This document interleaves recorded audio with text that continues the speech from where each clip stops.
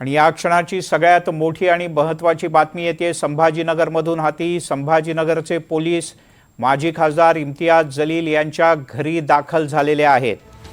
या क्षणाची सगळ्यात मोठी आणि महत्त्वाची बातमी ती म्हणजे MIMचे नेते आणि माजी खासदार इम्तियाज जलील यांच्या घरी संभाजीनगरचे पोलीस दाखल झाले आहेत।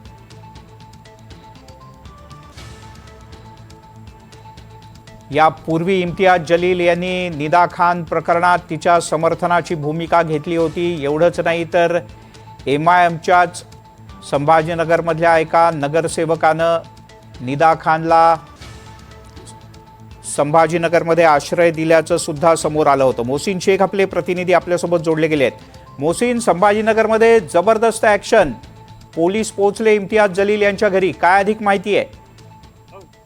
काही वेळापूर्वीच इम्तियाज जलील यांनी माध्यमांशी बोलताना पोलीस मला विचारतील आणि मी त्यांच्या प्रश्नाची उत्तरं देतील असं म्हटलं होतं। आणि आता तेच प्रश्न पोलीस विचारायला पोहोचले की काय, असा प्रश्न आता या निमित्ताने उपस्थित होतोय।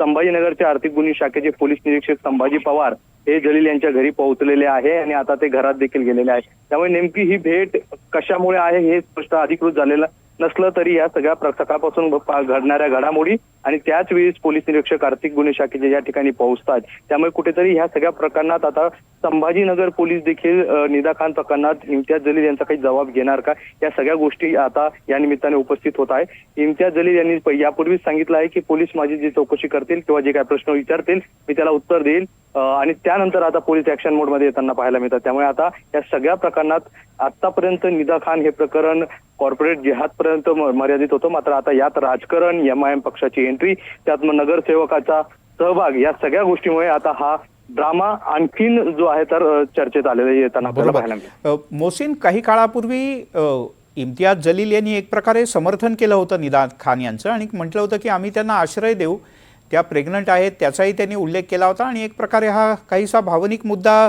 होईल असं वाटलं होतं। आणि काल तर तू स्वतः सगळ्यात पहिल्यांदा ही बातमी दिली होतीस की निदा खानला अटक करून नाशिक पोलीस निघालेले आहेत। आता तर आज सकाळी उघड झालं की MIMच्या नगरसेवकानं तिला घर मिळवून देण्यासाठी किंवा आश्रय देण्यासाठी मदत केली होती। या सगळ्याच्या अनुषंगानं चौकशी होणार आहे का काही अन्य विशिष्ट मुद्दा आहे?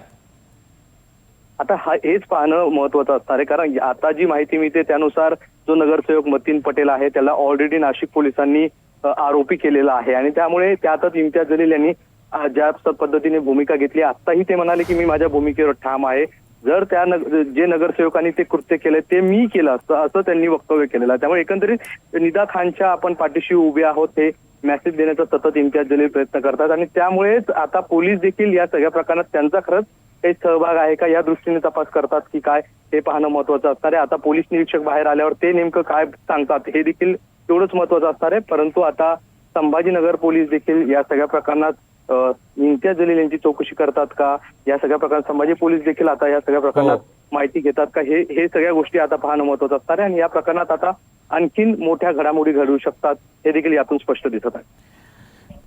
मोहसिन, तुर्तास धन्यवाद या सगळ्या सविस्तर माहितीबद्दल। तिकडे नाशिकला हादरवून टाकणाऱ्या प्रकरणातील मुख्य संशयित निदा खान गेल्या 5 दिवसांपासून कुठे होती या प्रश्नाचं उत्तर आता समोर आलंय। निदा खानला छत्रपती संभाजीनगरमधील MIMचे नगरसेवक मतीन पटेल यांनी आश्रय दिल्याचं पोलीस तपासात निष्पन्न झालंय। पोलिसांनी तातडीनं कारवाई करत मतीन पटेलच्या विरोधात सुद्धा गुन्हा दाखल केलाय आणि त्याला सहआरोपी केलाय। निदा खान प्रकरणात मतीन यापुढे सहआरोपी असतील। एका लोकप्रतिनिधीनं गंभीर गुन्ह्यातल्या आरोपीला अशा प्रकारे आसरा देणं याची राजकीय वर्तुळात मोठी चर्चा आहे आणि आता मतीन पटेल यांच्यावर सुद्धा काही कठोर कारवाई केली जाऊ शकते।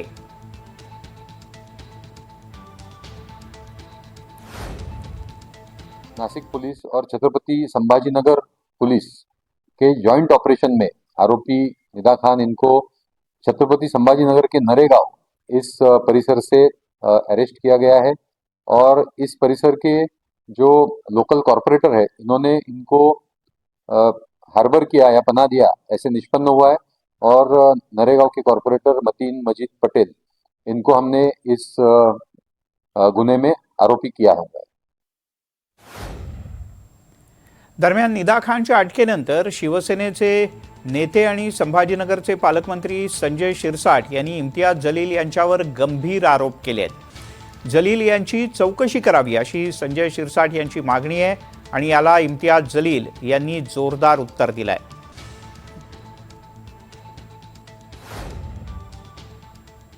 मी पोलीस कमिशनरला स्पष्टपणे सांगितलेलं आहे की तुमच्याकडून आम्हाला जी काही कारवाई करण्याची अपेक्षा आहे ती तुम्ही फुलफिल केली पाहिजे.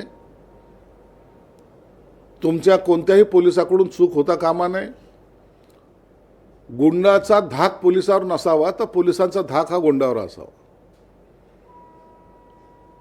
परंतु काही लोकांचे जे काही लागेबांधे आहेत पोलीस खात्याशी, त्यामुळं असे प्रकाराला वाव मिळतो. आणि मला वाटतं आता स्वतः मुख्यमंत्री साहेबांनी त्याची दखल घेतल्यामुळं हे सर्व प्रकार थांबतील अशी अपेक्षा आहे. FIR केलं असेल तर त्याच्यामध्ये काहीतरी तथ्य असणार आहे. आता मी बोलणार, मी त्यांनाही विचारणार, पोलिसांनाही विचारणार की काय काय रोल आहे, कशा प्रकारचा रोल आहे. माझ्या लोकांनाही प्रश्न विचारणार आहे मी की काय काय झालेलं आहे. पण अपेक्षा हे नको ठेवा की आता ती अरेस्ट झालेली आहे, तुमचा संबंध आहे आणि म्हणून हे पालकमंत्री तुमच्या बाबतीत असं बोलत आहे करके. मी पालकमंत्र्याला काडी मात्र भाव देत नाही आहे.